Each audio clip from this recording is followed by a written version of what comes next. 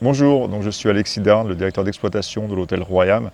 Donc l'hôtel Royam, c'est un des meilleurs hôtels de la Petite Côte. Donc situé à Sally, on a 117 chambres. C'est réparti sur 2 hectares avec une belle piscine, un accès direct sur la plage. C'est une perle en Afrique, une perle du Sénégal. Donc ceux qui ne connaissent pas l'hôtel Royam, dès que la crise est terminée, venez nous voir, vous ne serez pas déçus.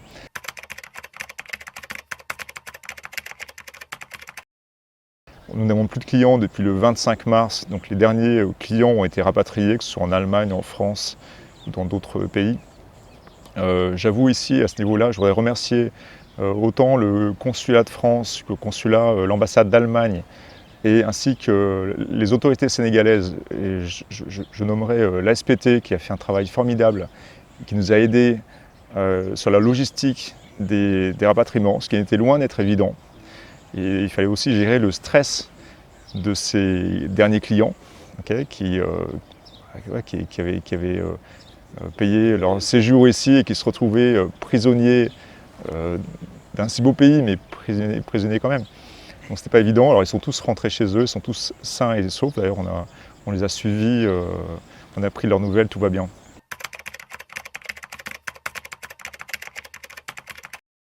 Déjà, il faut savoir que l'hôtel Royam est normalement fermé en septembre. Donc, tous les ans, au mois de septembre, on fait des rénovations. Donc là, on s'est dit qu'on allait garder, on allait mettre tous les employés en congé payés sur le mois d'avril. Et puis au mois de septembre, normalement, on ouvrira l'hôtel, si tout va bien au niveau du coronavirus. Il y a une enveloppe, et c'est tant mieux, qui a été déployée, qui a été donnée pour le secteur hôtelier. Après, on n'a pas encore reçu le détail des directives. Et je pense que ça va arriver dans les prochains jours.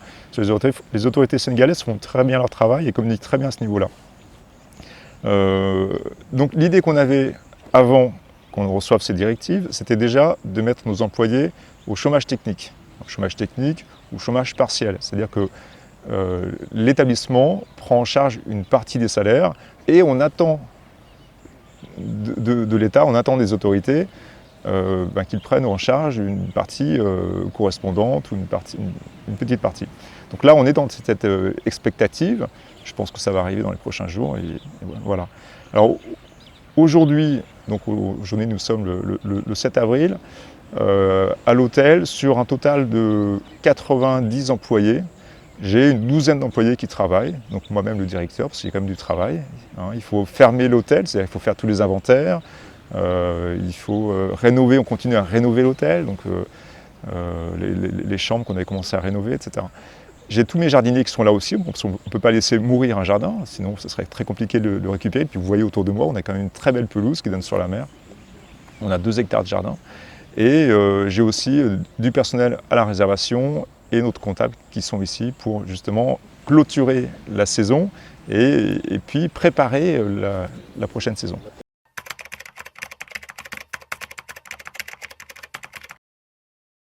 En fait, quand il y a une crise, il faut regarder cette crise avec optimisme, avec réalité, mais pas avec fatalité. C'est-à-dire qu'il faut profiter de cette crise pour remettre les pendules à zéro. Et de se dire, voilà, on a un peu de temps pour bien réfléchir comment on va relancer le tourisme après la période du corona. Alors il ne faut pas se leurrer, les touristes européens traditionnels, ils ne vont pas revenir du jour au lendemain.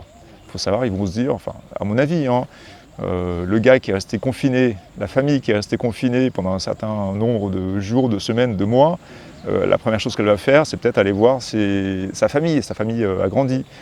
Et ils ne vont peut-être pas reprendre l'avion tout de suite. C'est cette peur de l'avion, d'être confiné dans un milieu clos où on peut choper du corona ou autre. Et puis, ils ne vont pas non plus faire des voyages, de s'éloigner trop loin de chez eux. Donc le tourisme international, le tourisme long courrier, va mettre on compte qu'il va mettre 1 an, 2 ans pour revenir sur le Sénégal à une vitesse de croisière. Ça, c'est mon analyse personnelle. On verra ce que ça donne. Donc on s'était déjà tourné, l'hôtel Royam avait déjà, avant l'arrivée du corona, on s'était déjà dit on va aller sur un tourisme plus local. C'est ce qu'on appelle les week-endistes chez nous, donc les personnes de Dakar qui viennent le week-end profiter de l'hôtel Royal. Ça, c'est au niveau de l'hôtel Royal. Maintenant, je pense que votre question portait plus au niveau macroéconomique, c'est-à-dire comment relancer le tourisme d'une façon globale sur le Sénégal après le corona. Comme je vous le disais, il faut remettre les pendules à zéro, il faut réfléchir sur des actions B2B, B2C, donc B2B auprès des agences de voyage, auprès des collectivités, auprès des professionnels du tourisme du monde entier. Je ne parle pas forcément des marchés européens traditionnels, donc France, Belgique, Italie, Angleterre, Allemagne, mais aussi des nouveaux marchés. On a aussi l'Europe de l'Est qui s'intéresse beaucoup au Sénégal, et on le voit, on l'a vu, je l'ai vu à l'hôtel Royal, on a eu des clients bulgares, des clients tchèques, des clients polonais, qui sont des nouveaux marchés sur ces destinations et qui sont intéressés pour venir ici. Il faut juste frapper à la bonne porte, savoir à qui on parle, trouver son bon interlocuteur, et puis les séduire. Et puis il ne faut pas tomber dans la réflexion qui dure trop longtemps. Il faut passer à l'action. Il faut profiter de ce creux, de ce moment de réflexion que nous offre l'épidémie quelque part pour se préparer. Mais quand les barrières vont tomber, il faut être sur les starting blocks et qu'on ait préparé toutes les actions pour tac, on y va, on attaque le B2B, secteur B2B et le secteur B2C, il ne faut pas les oublier, à travers les salons, les radios, les télévisions, pourquoi pas. Il ne faut pas faire non plus des actions qui vont nous coûter trop cher, mais il y a plein d'actions qui ne sont pas forcément très onéreuses. Pourquoi? Parce qu'on a tous notre réseau professionnel. J'ai mon réseau professionnel. Mes homologues des autres hôtels les ont aussi, les réceptifs ont leur réseau, vous avez votre propre réseau, et grâce à tous nos réseaux, on peut faire des actions qui ne coûtent pas très cher et qui montrent qu'on est un pays dynamique.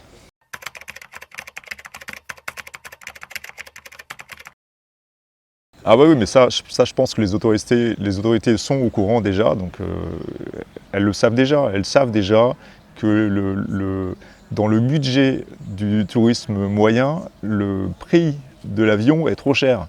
Et bon, c'était le cas avant le corona. J'espère que ça va changer. Ce n'est pas mon autorité, je peux toujours le conseiller, mais bon, ça, je pense que les autorités sont déjà au courant de ce tarif qui est trop cher. Maintenant, soit on peut changer le tarif des billets d'avion, et tant mieux, mais si on ne peut pas changer le tarif des billets d'avion, il faut trouver des idées nouvelles. Il faut se dire, voilà, après le corona, on aura l'impact du corona, qui va être très dur, qui va être très difficile. Donc, il faut retrouver nos marchés traditionnels, mais avec des nouvelles idées. Il faut être dynamique par rapport à ça. Il faut trouver des nouveaux marchés. Il faut dynamiser aussi le tourisme local. Les Dakarois vont aller faire le tourisme à Paris, à Londres ou à Dubaï. Et bien, ce marché-là, comme tous les pays vont chercher à se recroqueviller sur eux-mêmes, ce marché-là, il faut aussi le garder sur le Sénégal. Il n'y a pas de raison qu'on attire les Marocains, mais que les Sénégalais aillent faire leur tourisme au Maroc. Il faut être des guerriers, c'est un plan d'action, et il faut aller sur tous les fronts. Je dis B2B, B2C, local, international, il faut être partout. Mais il faut être dynamique, pragmatique et dynamique. Et il faut mener ces actions. Donc quand je dis pragmatique, on se fait un plan d'action. Quel est l'objectif? Quels sont les moyens? Quel est le budget alloué? Quelle est la personne responsable? Et puis on y va. Avec des réunions hebdomadaires, mais je ne veux pas de réunions politiques où on va se saluer pendant un quart d'heure, et puis c'est du blabla, et puis à la fin, il n'y a plus rien. Non, il faut être pragmatique et avancer. Voilà, donc il y a au Sénégal une multitude d'acteurs touristiques professionnels qui ont des idées, qui ont un background, qui ont une expérience dans le secteur, qui ont chacun son réseau. Et il y a vraiment, on a au Sénégal un pays extraordinaire